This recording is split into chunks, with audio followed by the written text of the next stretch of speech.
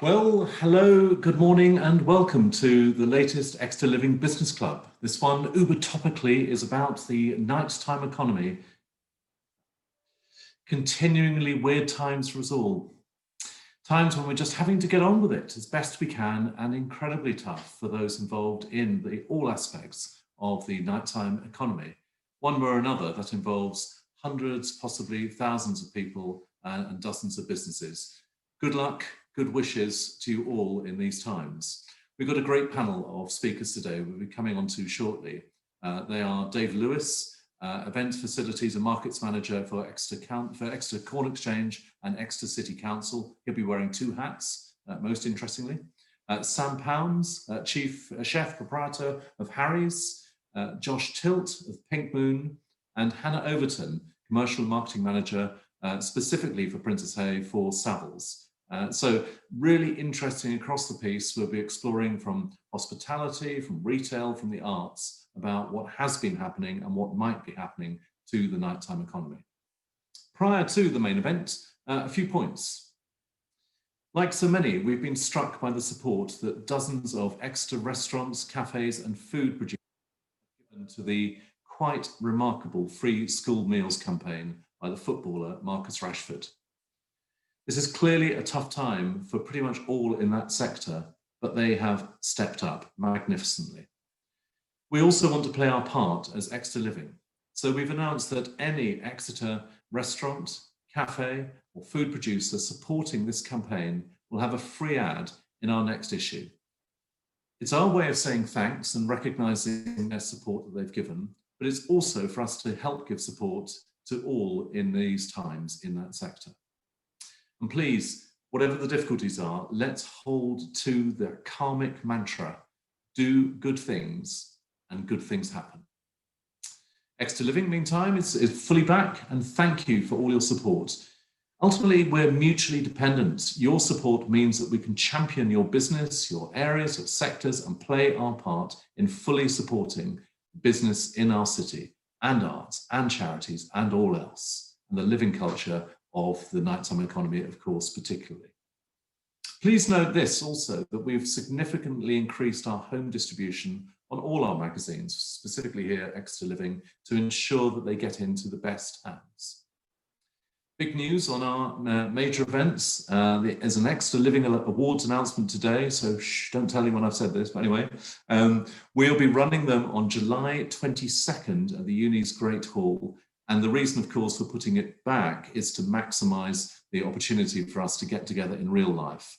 It will be such a great time to bring everyone, all the tribes, all the businesses, all the organizations of Exeter together in a celebration of the city, which I think we all could acknowledge is much, much needed.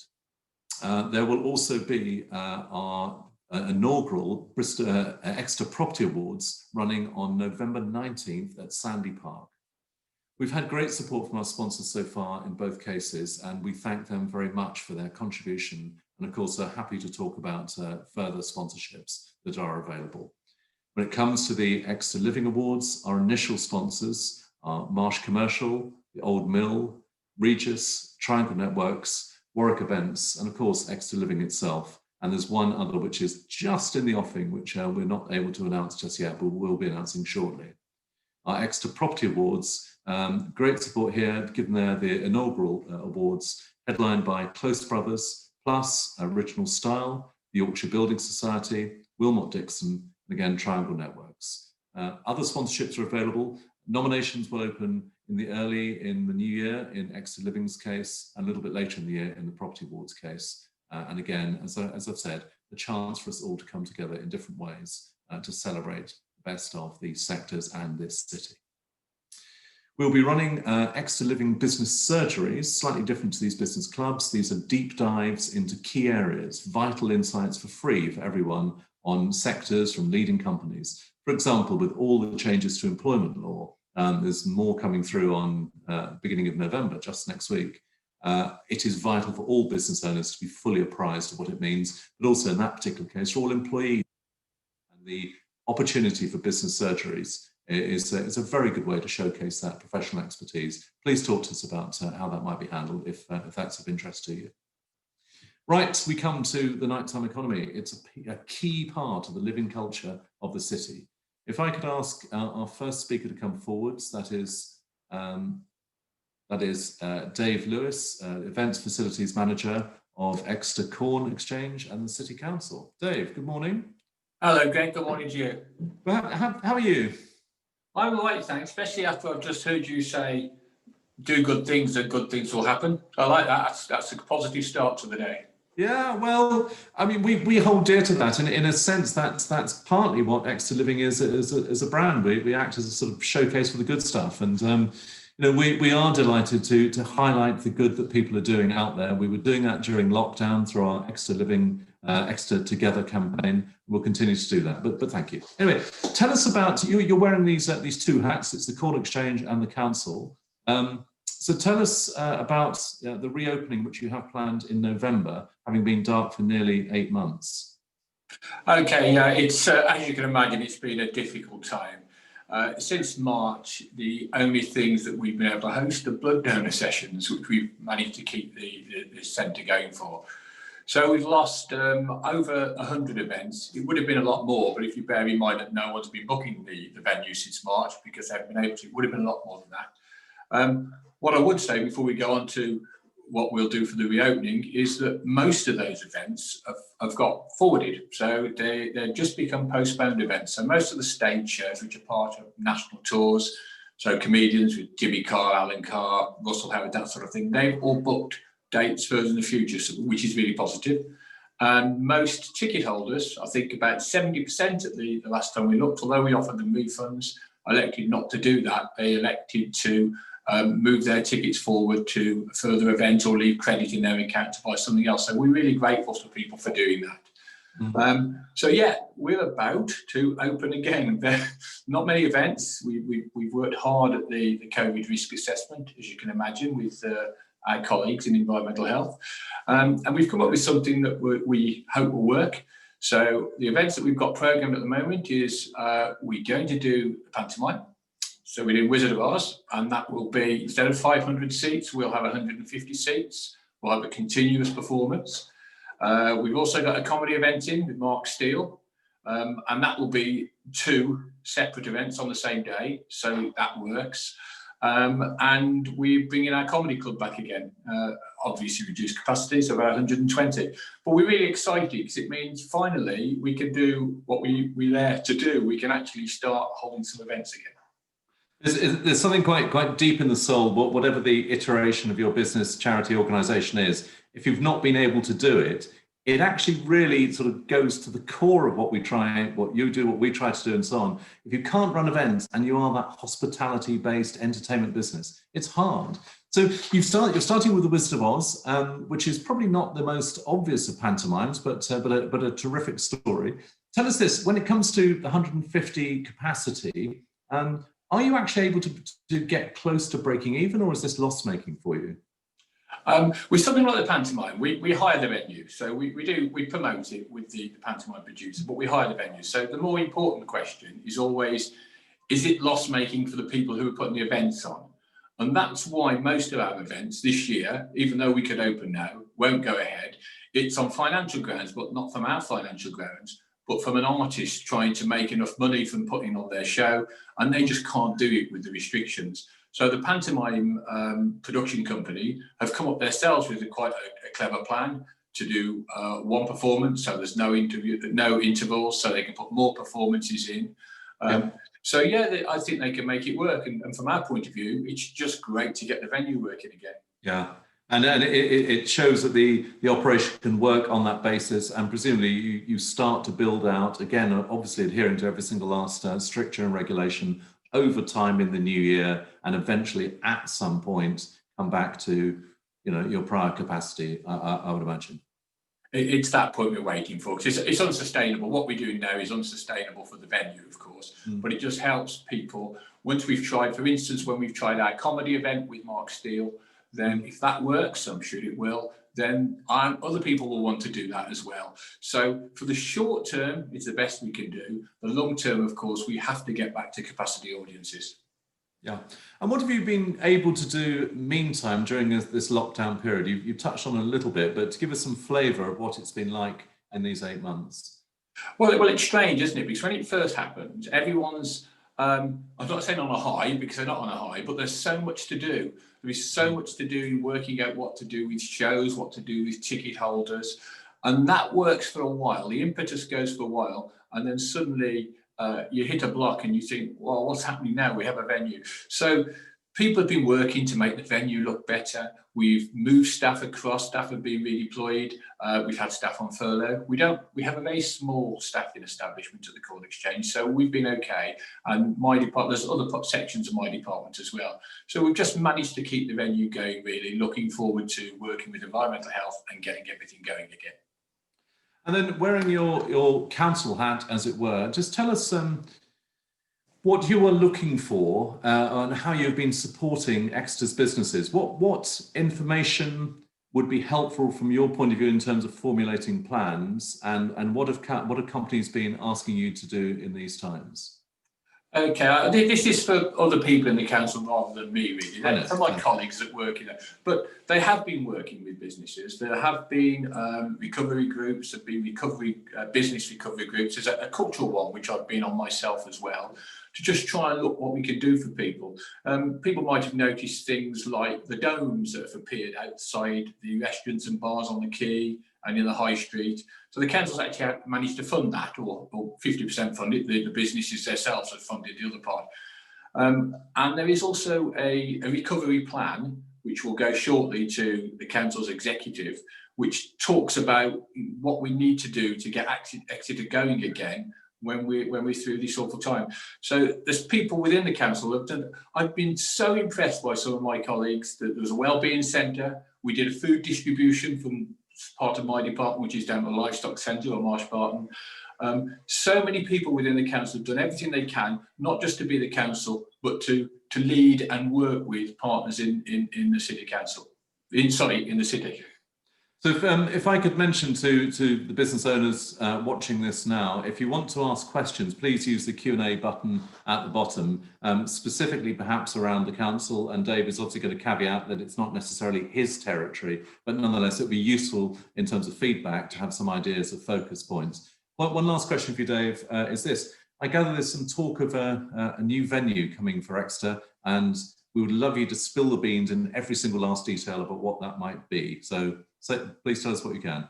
If only I could, Greg. But yes, I can talk to you about it. It's been something that I've actually worked for the City Council for almost 30 years now. And in that time, for me, one of the big priorities, one of the big things that are missing in a wonderful city of Exeter is a venue, a medium or large scale venue in the city centre. That will help so much with the nighttime economy. We've had so many restaurants, so many bars in Exeter, but we need to bring people in. We need a purpose to bring them in apart from just going to the restaurant. So we've worked with consultants over the last few years. They've done a little plan on what they think the city needs by research, by looking at other developments elsewhere. And it's sort of the general consensus was we need a mid-range venue, so maybe 1,200 seats. And it needs to be multi-purpose. So it needs to be able to do, the old theatre model maybe won't work because they're very staff heavy. We need to appeal to everyone. So for the first time in those 30 years, I think the people that matter, the decision makers, really were getting very positive about doing this. And then along comes COVID-19. So of course, the problem is funding it. Things will change, and when we move on and when we get through this, I think it will be a priority, and I think it will be more important than it's ever been. I mean, clearly this is incredibly significant, and it'll be a major event when it comes forward. And I know you can't tell details about it, but can you give us some very rough parameters? When might a decision be made, and thereby the process starts? And very broadly, when from then might it be live? How long might that build, fit out process be? Do you know it's even difficult to do that? Because what will happen is that next month it will go to the executive, and the executive hopefully will accept the recommendations. And one of the recommendations on the report is that when possible, we should look at the venue. And I know the politicians in Exeter are very keen on doing that, certainly as officers we are too. But it's impossible. You'd need a crystal ball because the funding, I mean, the City Council isn't sitting on a pot of money to do this. So where does the funding come from? It has to come from grants, it has to come from external funds. The City Council, I'm sure, will be instrumental in making it happen. And in fact, the Corn Exchange site at the moment is highlighted as the most likely site for that to happen, for redevelopment on that site. But if you're asking for dates, if only I could, Greg, I'd be so happy. So the will is there, the desire is there, the opportunity stroke need is there, but yes, it's funding, which is going to be the potential, if not gating item, it's going to be the conditioning item about the decision-making process. So we'll all be all ears on this, I'm sure, and we'll look forward to covering it in Exeter Living when that is able, and maybe running an event like this just to showcase what the new vision is for whatever the new venue will be. Dave, for now, thank you very much. And if I could ask you to step away, as it were, and let's be joined by Sam of Harry's. So Sam, good morning to you. So you've been a long-standing restaurateur, so owner since is it 93 for Harry's? It's yeah, 1993. Hello, Greg. How are you? Hello. Good morning, Sam. I'm very well. And good morning. You look very sort of bright and cheerful, and thank you. We're all having to take the positives from wherever we get them, I suppose. So absolutely. And the positive energy which we've seen in Exeter Living through so many restaurants, cafes, retail, and so on. However hard the times are, you're getting on with it. So tell us about what's this month been like for you? This last month of trading. Oh, it's. I mean, first and foremost, it's fantastic to be trading. I think when we were closed down, it was just such a shock, and I'm just thrilled to be back. And I'll do anything to keep being open, because a restaurant without people in it is a soulless place. And I think lots of people have done really well to adapt, but I don't think takeaway isn't my business, and entertaining is my business, and having people in the restaurant is what works. So just thrilled to be trading. It obviously has its challenges, but then everyone's in the same boat, so you kind of feel, well, you've just got to rise to them and do everything you can to keep open, I think. And doing everything you can. So what is I mean, other than everything, but what has changed for you in terms of hours, offering, pricing, any aspect? Well, obviously less seats, that was huge. The old business model of sort of getting people in as many as you can is something you simply can't do, but as most city centre venues go, space is always at a premium. We've got a small kitchen, we've got a small space, and so we've always tried to get as many people in. That's what makes it efficient and makes it work. We're not a pub with loads of space and things. It does make it quite hard, and I think that goes for a lot of city centre venues. There's lots of pubs that really, it's a real struggle. So it becomes about, that's been the biggest issue, is the lack of people in there, and it does make for less atmosphere, so that's been harder to manage. The hours are difficult as well. Closing at 10 is difficult, though it does have some upsides. I'd argue that for people in the trade, some of us probably quite like the earlier nights.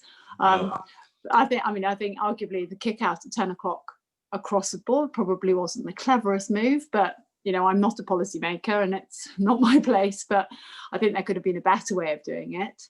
I think restaurants and some of the pubs, certainly, lots of people have said it, we're quite safe places with good practices in place, because we have to have.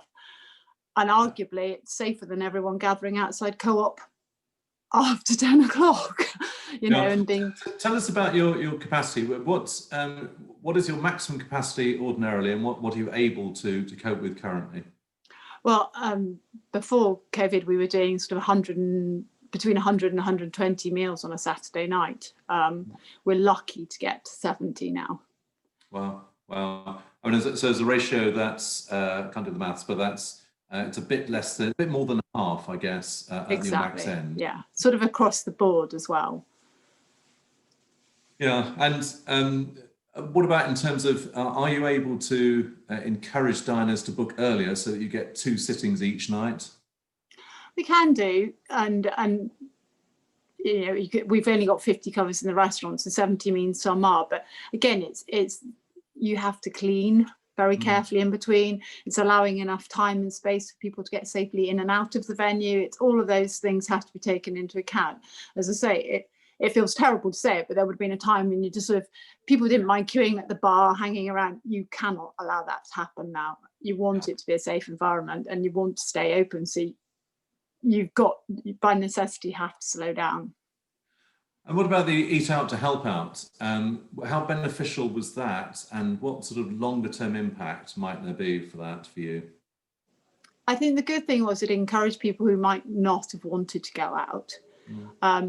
Again, it's a bit of a mixed bag. There was some very good side to it. I'm a bit on the fence about it. At first, I wasn't even going to participate. And then I thought, well, I'd like to give back. And if it gives people a chance to eat out when they wouldn't ordinarily have had it, and it doesn't cost me anything to do it, then I was happy to do it. But at the same time, it did create demand to a level where it was almost difficult to manage, and it was too much. Again, I've said you've got to have a safe space. When people are trying so hard to get in, it almost became quite hard to keep it safe.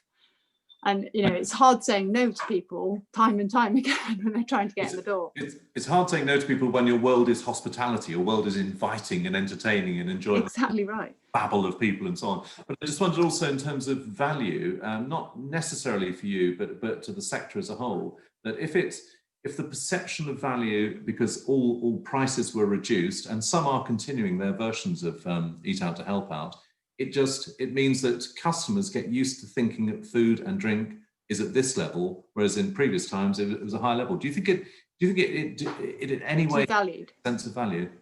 I think I would like to think that the consumer was sensible enough to realise that this was almost like a charitable thing, as opposed to being I could have bought this for 100% today, I get it for 50. How can they afford to do it? I think I'd like to think the consumer was smart enough to realize that I couldn't do that without the government's help, and effectively that's all of us helping because it's taxpayers' money. Yes. And that's why I'm slightly on the fence about it. Is it a necessary thing? Well, it's great if it keeps a sector open and it keeps some of us in work. Yeah. But I'd like to think the consumer probably understands that it's just because they can have it this price today on a Tuesday or Wednesday doesn't mean they can have it on a Saturday night at that price. And many restaurants have always had differential pricing, less so perhaps for you, but others will have had cheaper days, cheaper deals, and this in a sense codifies or legitimizes deal making perhaps. And so we all know there are those deals out there in many places ordinarily. Exactly, and there are people who like to go and find those deals, and that's absolutely their prerogative. Yes, indeed. Okay, Sam, for now, if I could ask you to step back, and we'll call forward for the panel session at the moment, but thank you very much. And we'll move Thank you. Thank you. We'll move to Josh at Pink Moon. So Josh, good afternoon, I suppose it is now. You were the winner of I mentioned the Exeter Living Awards. You were the winner of the new business at those awards. And that certainly in our case was pretty much the last significant event we were able to run, which was March 12th. And we all know what happened. Yeah, what a night. And hosting the after party as well. It was really like, for us as a new business, it was almost like the pinnacle of that. We'd come a long way. Yeah. And it really, set us up in a nice place, and then COVID comes along.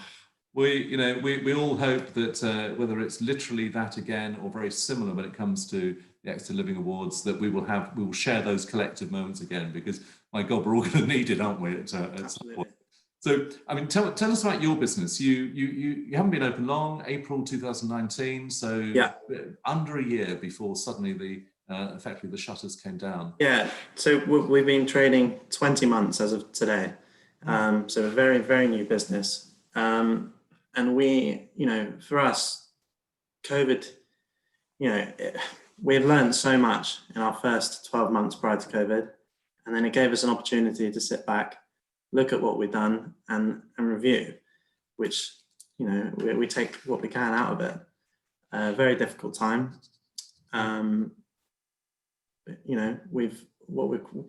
Our directors have been excellent. They've invested in adapting our venue that was already multifaceted and developing into a space that works across the clock, for everything. And it's really helped us open up and open our eyes to new opportunities.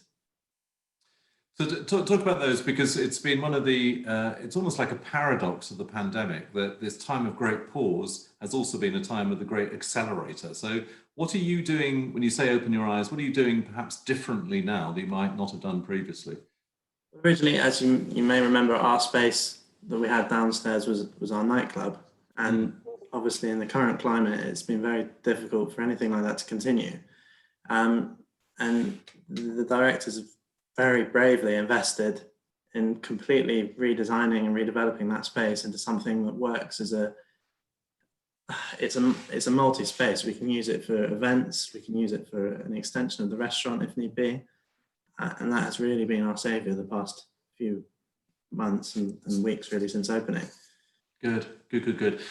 We mentioned Eat Out to Help Out with Samdis now. I think Pink Moon is extended that for November. Yeah, we are continuing until the end of November. Yeah. We Eat Out to Help Out was amazing. It was like a Saturday every Monday, Tuesday, Wednesday, and then we found that by continuing it, we rather have a busy restaurant that is breaking even than a quiet restaurant. It's nice to keep that buzz in the venue and keep the venue alive. Yeah. And it has continued to do so. We only our scheme runs on Wednesdays and Thursdays, but we have, we're doing a good 100, 120 covers on those days, which is excellent for us.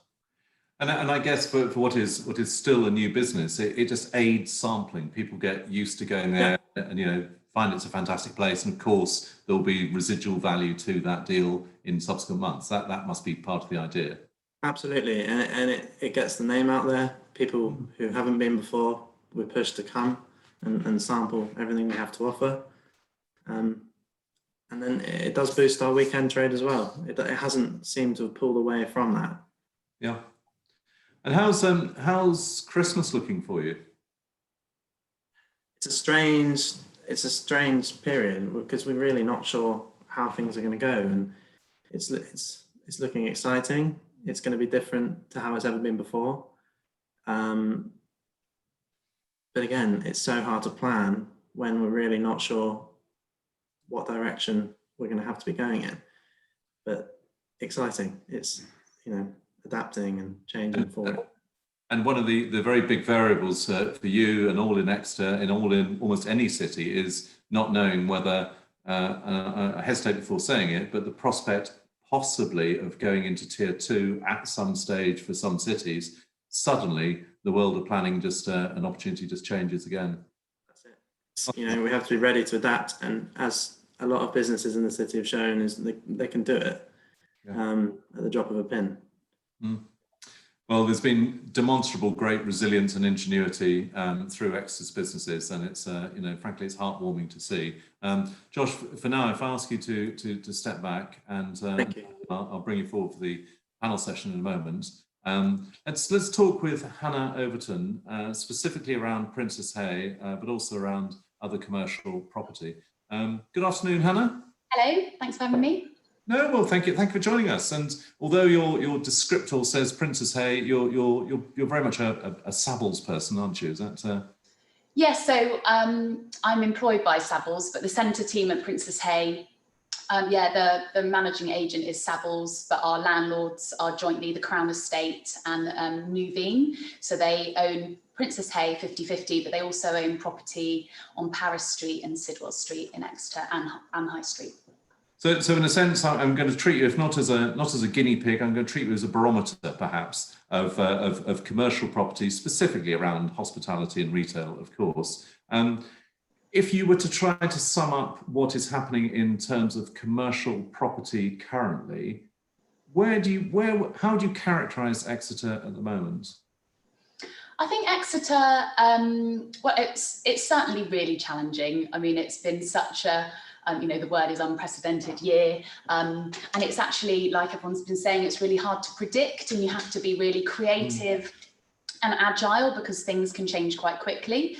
But in terms of interest, we've still got active interest on space in Princess Hay, which is exciting, and I think we'll be able to. And in fact, we've got L'Occitane who have upsized from their high street space into Princess Hay. They're opening today.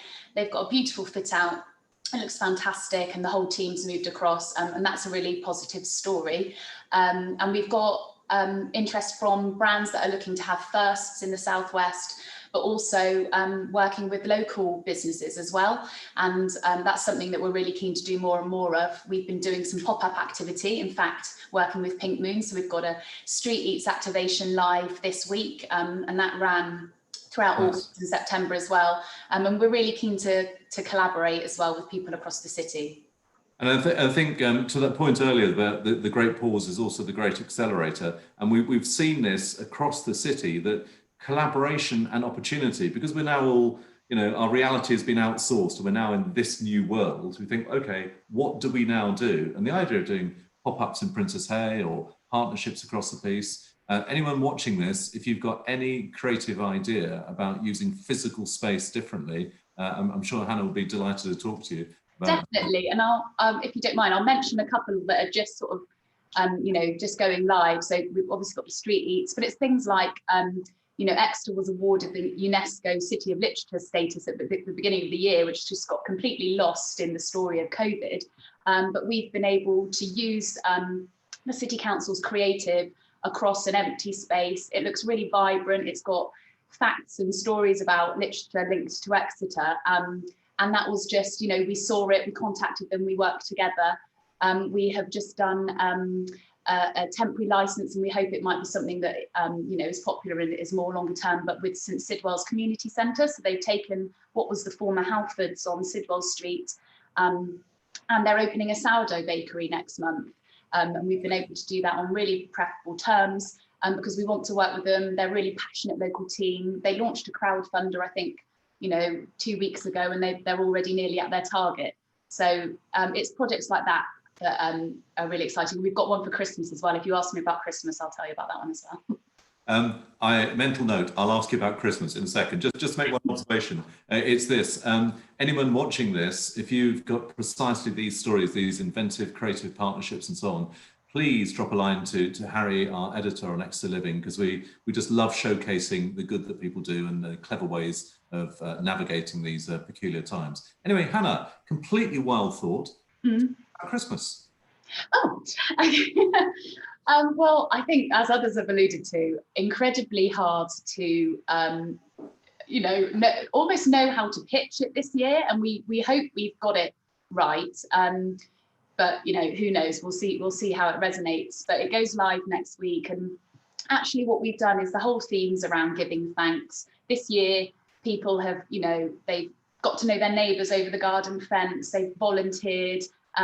Businesses have rallied to support one another. So we wanted to really kind of recognise that. So it's all about a Christmas never to forget, because we think it will be different, but actually you can be creative. So you might not be able to give gifts in person, but there are other, people are still going to want to share moments together. So that's the kind of the theme. We can't do events in the same way as we normally would, but what we are doing is we are having kind of long-term activations in our public spaces. So we've got double champions Exeter Chiefs coming in with a mobile shop. We're working with a company to bring in an outdoor, it's called the Snow House, so an outdoor bar, and some more of these igloo pods, which seem to be the thing this year, and a few kind of Christmas market type stalls. And then I think, the word is creative. So Lloyd's Lounge, which is a family-run business in Princess Hay, they are going live tomorrow with some outdoor chalets, because as Sam was saying, it's really tricky with restaurants. You're limited on your capacity, so it means that they can have more outside dining in these beautiful chalets that you can book, and they fit 6 people. So we've got that going on, and then the thing I'm really excited about is we are creating a giving hub in the centre, working with Exeter Homelessness Partnership. So we've given them a space, and they are going to have it as a place that people can practically give back to, the most vulnerable in our city this Christmas. So whether it's a tap to give donation, there'll be a way to do that, give £3 via the window, but also, donations of sleeping bags, boots, winter coats. There'll be a whole list that we'll have on our website. So we're really pleased to be able to work with them, and it kind of fits in with the wider theme for this year.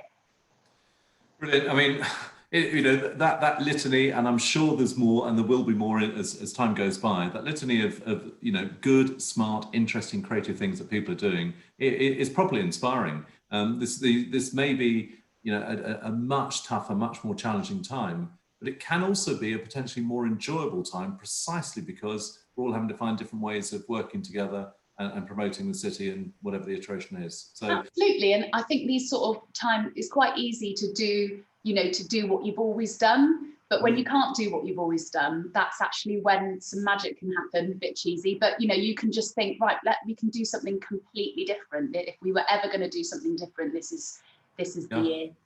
Well, that positivity is radiating off the screen. So, thank you very much for that, Hannah. And if I could bring forward Josh, Dave and Sam for our panel part.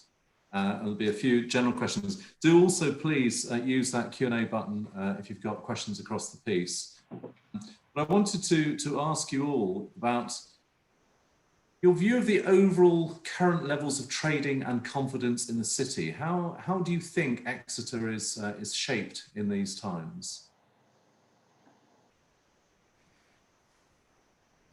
I'm going to ask. Was that for me? Was that for anyone? It's for anyone. I'm actually going to buttonhole Sam on this one as an experienced restaurateur and so on. What do you think the current trading levels are like, and how people are responding? I think we're really lucky in the Southwest. I think we're feeling pretty optimistic.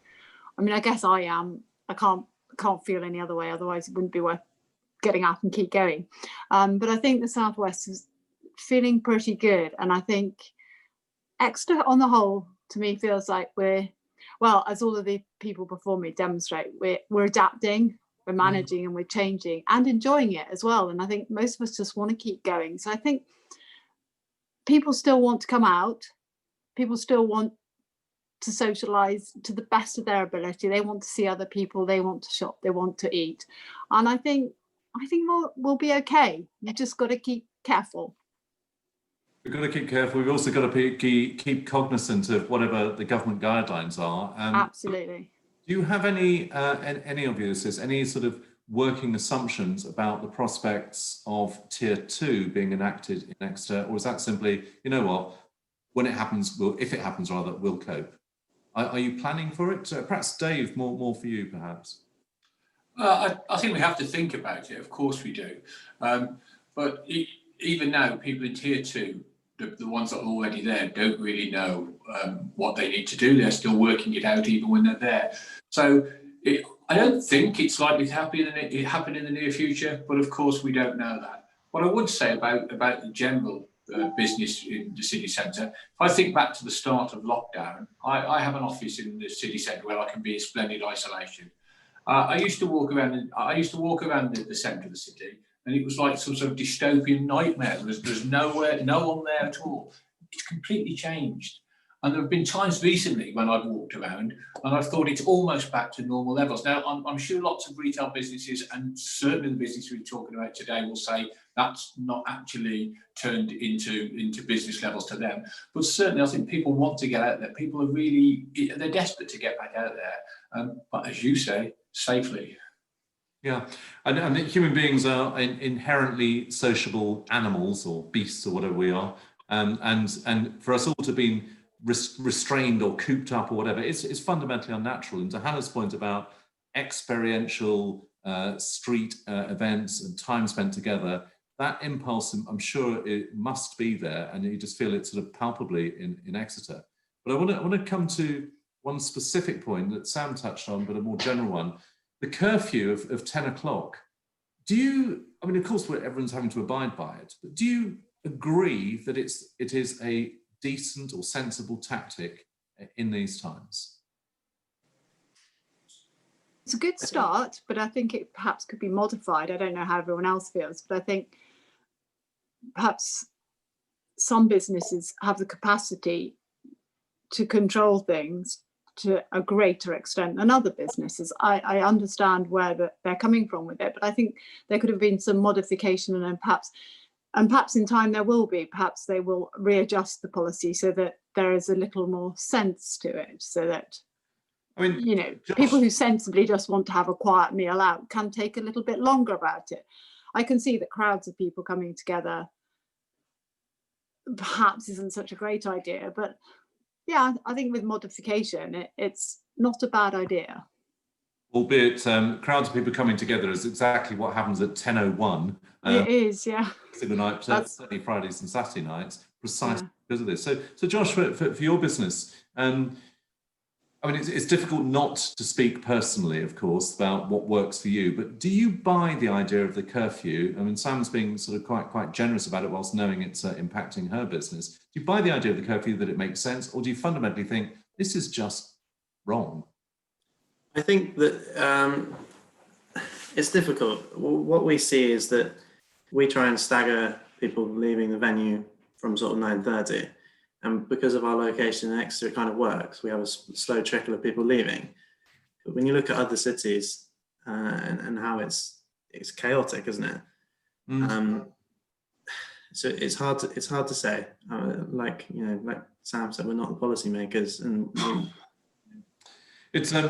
it's chaotic in some cities, but there's been some odd moments of beauty, like in Peckham High Street. They all began playing cricket. And it was faintly akin to the playing of football in no man's land during the First World War. It was that sort of release of sport, and think, this is just weird. I guess it hasn't quite had cricket. Well, our director's from Peckham, and he talks about the what it's like there at 10 o'clock walking through the high street when he's leaving, and it's madness. But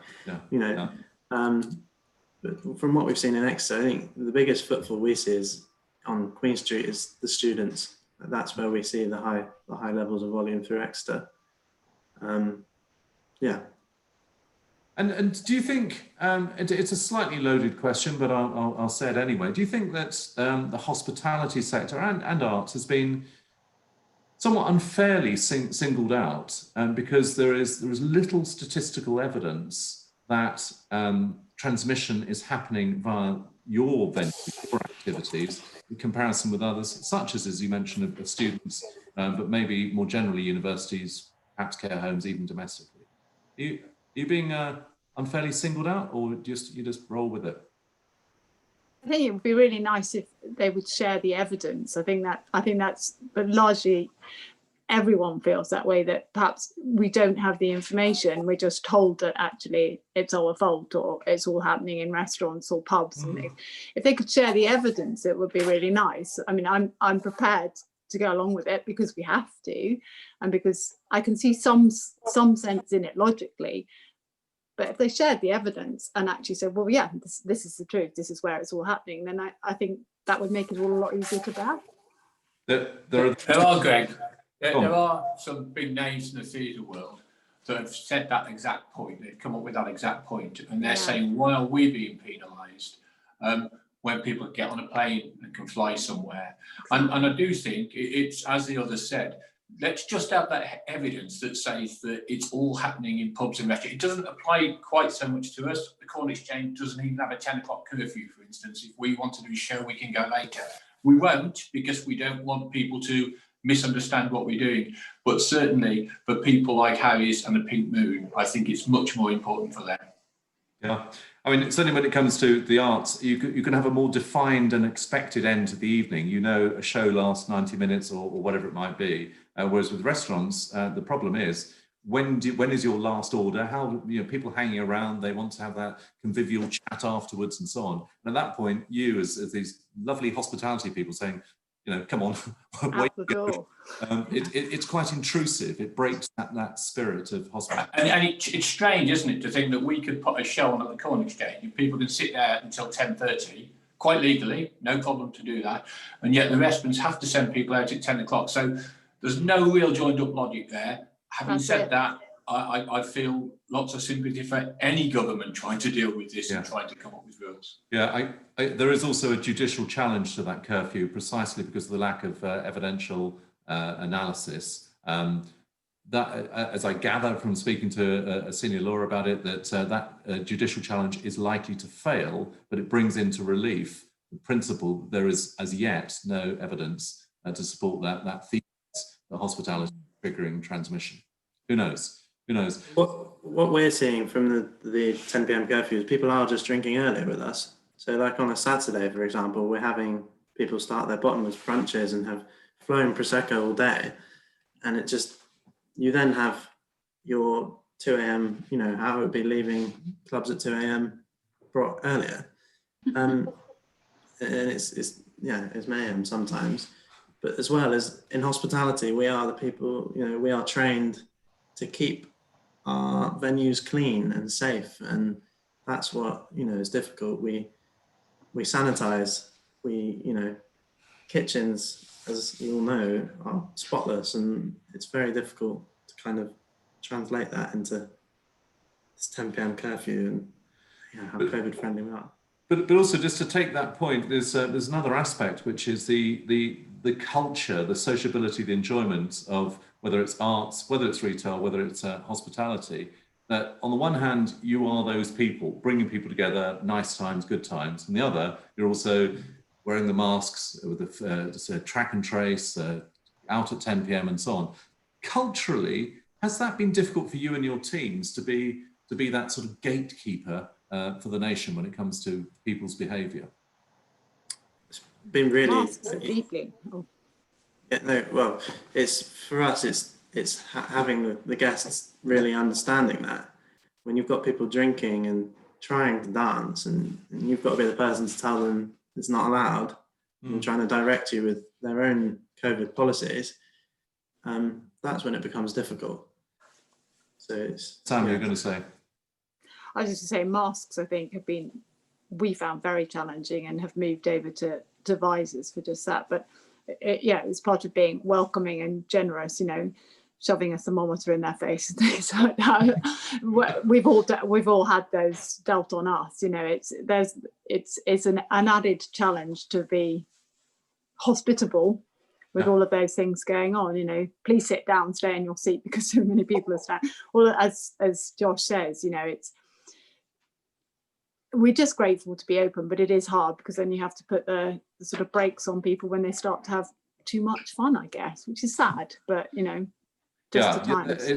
It's not your structural role previously to be gatekeepers. You, of course, No. it's all previous health and safety rulings, time, responsibility, etc. But this is a different territory, and it's hard for teams to, particularly younger members, I'd imagine, to have to step forward and say those things at times. I'm wondering also this from Hannah, from your experience with retailers, that there's been quite a lot about the sort of culture wars, more particularly supermarkets, where some supermarkets, no names, haven't been challenging people turning up without masks. Others, where you've seen shoppers challenge others, and it creates real tension.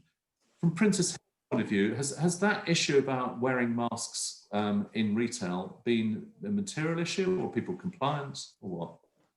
The majority, when we speak to our retailers, the majority are compliant, and actually, you know, we're amazing creatures and we do adapt quite quickly. I've been very thankful this year that we are an outdoor scheme. So actually, you know, you can get fresh air and you can walk around and there's lots of space in between each of the shops and restaurants. So masks don't actually need to be worn in those spaces. It's just when you go into the individual shops and restaurants, and they all have their slightly different way of doing things, but you know, they have to ask you know, the odd person, you know, please don't, and sometimes it's genuinely people have just forgot to put it on, and you get the odd one as well that refuses, but we certainly we're not that I've heard are challenging people about it. You know, the majority are just wearing them, and if they forget, they get reminded, and most of them just put it on. So to your point about you know, some people have sort of different ways of doing it. You know, taking a completely stand-back point, of course, this pandemic is incredibly difficult. Do you imagine any form of governance in these times? Really hard. But it does seem odd that there are different standards or different approaches. For example, some hospitality places, perhaps earlier times in lockdown, would be taking temperature, and you'd have to, in order to come in, they'll take your temperature. That is just not a factor in others. How have perhaps you two, for Josh and Sam, how have you worked? What works in terms of the guidelines and what you need to do, as opposed to what you think is right and what works inside your particular space? You haven't got hard guidelines in some cases. No, well, I'm sure Josh found the same. We both will probably, he would have been directed the same as to the sort of the guide to opening your place safely. And frighteningly, there's little hard evidence that says, well, taking the temperature is a useful thing to do. And we do it because it gives people a sense of security. There is a reasonable amount of evidence to say that if you're running a high temperature, you're potentially not great company or safe company. But yeah, I think we do the hand washing and the sanitizing because that is proven to be safe. So it's you have to take what you can, I mean, and do your level best and as much as you can. But even things like you know, I've been in some restaurants, obviously no names and not yours. Waiters and waitresses will touch cutlery and put it down. Others, it'll be wrapped and given. And you think this sort of context, this should be standard across the piece, because that's what comfort. You would think it would make sense. And again, like you, I've been out myself eating, and there are all kinds of different ways. And I guess, like I say, everyone can only do their best. I think it's a bit like parenting. We've all got our own opinion on it. But no one actually knows the right answer, because there isn't as yet any hard evidence. If the staff are sanitizing their hands, does it matter if they touch the cutlery by rights? There's all kinds of worse things that could actually be transmitted. Let's go into, if not quite role play, although that could be fun. Tell us what happens. Imagine I'm here right now, and you put a thermometer on me or a temperature test, and I bust the limit. What would you say to me? We ask you if you had to run to get here. And I'm going to say, yeah, I was running late. I'm terribly sorry. Yeah, I'm a bit hot. Yeah, and then we might kindly suggest you take a walk around the block, and as a rule, it goes down again if we wait a couple of minutes. I'm going to keep going on this one. I've done that walk around the block, and by the way, it's raining, so I'm a bit cross about that. Yeah, I bet you are. I've come back. I'm flustered. You take temperature, and I'm still over. That's because I'm bloody flustered. So yeah, I know. I'm sorry, we would turn you away if you're significantly over. Right. When we have done. We've only had to do it once, but we have done. And is that, without getting into the specific details, does that mean the whole party couldn't come, or just that one person? Well, actually, he was on his own. Oh, well, there you go. I know, so I can't answer that one. But it would depend on his fellow guests, I guess. If they were all fine and they wanted to eat, they might have said sorry. Josh, what about you? Have you had any of those sort of, maybe not literally that, but those sort of friction moments where you've had to, insist on something with some of your customers? Yeah, with the difficulties that we have are we've created, what we have downstairs is people see it as a place to go and really let yourself go, and, dancing and nightclub. And when people come down here to dine, and are up and dancing and had a few drinks, and become very argumentative. And that's what's really difficult for us. At the beginning, we were cutting costs everywhere we could. We wouldn't get security in.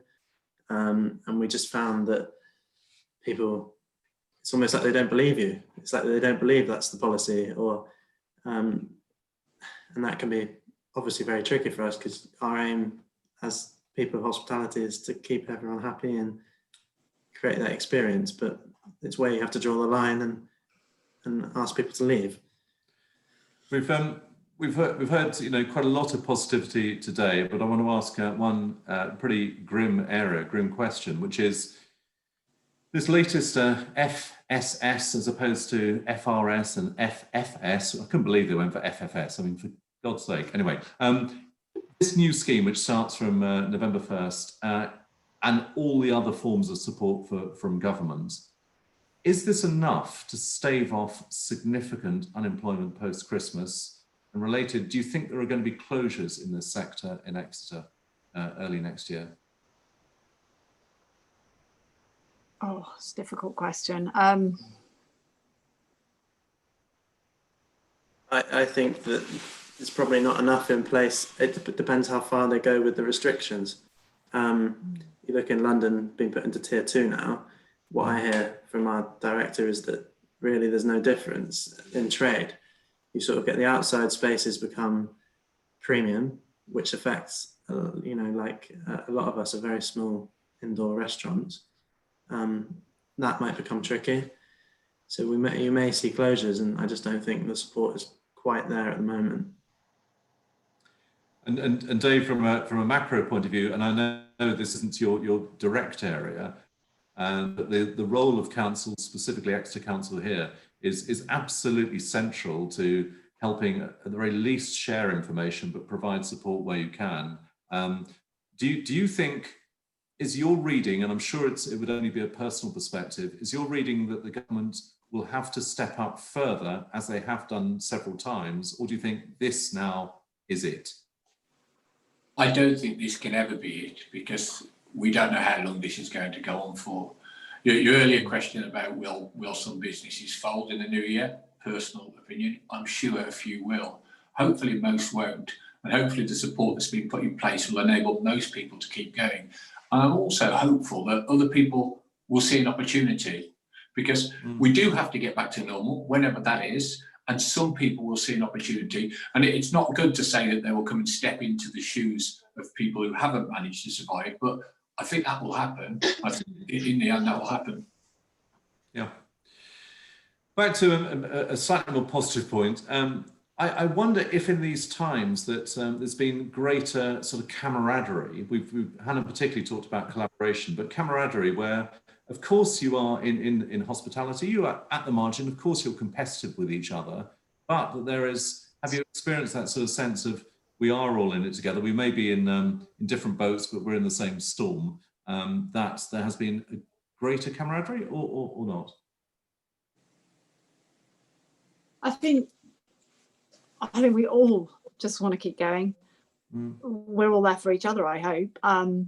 There's not many of us around either, and so I'd like to think it's a celebration that any of us get to stay open, and it's another place to go, and that's what I'd like to see, people just staying open as best they can, as safely as they can.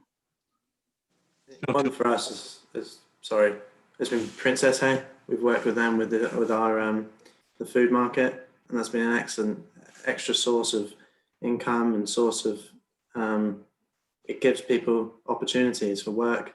You know, we're bringing extra people in at a time when it's really pressing, and that's important.